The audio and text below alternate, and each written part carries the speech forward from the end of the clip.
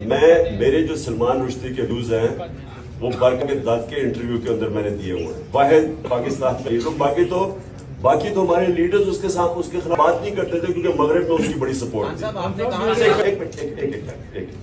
تو میرے بڑے کلیئر ویوز ہیں اس سے، اور اس انٹرویو میں بھی میں نے کہا کہ اس نے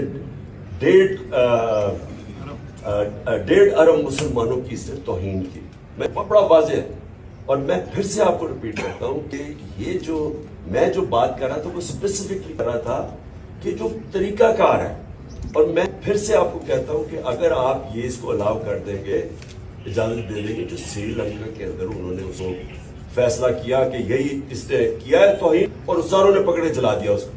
آپ کو اندازہ نہیں ہے اس ملک کو کتنا نقصان ہوا. میں پرائم منسٹر تھا، باہر کے لیڈرز کی کالز آئی مجھے، جو لوگوں کا جو باہر کے پریس ہمارے کیس لکھا گیا. سو اس لیے جس وقت آپ وہ انڈورس کرتے ہیں نا، آپ دروازے کھول دیتے ہیں.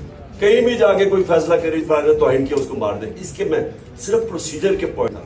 سلمان رشدی میرے خیال میں بہت بڑا فتنہ تھا. میرے بڑے اس کے اوپر کلیئر ویوز ہیں.